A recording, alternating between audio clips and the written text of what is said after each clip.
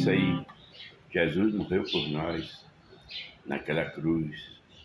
Naquela cruz ele deu toda a legalidade para nós aceitar ele como nosso Salvador, porque foi ali que ele foi usado para dar oportunidade para os gentios, que somos nós. Deus abençoe a todos.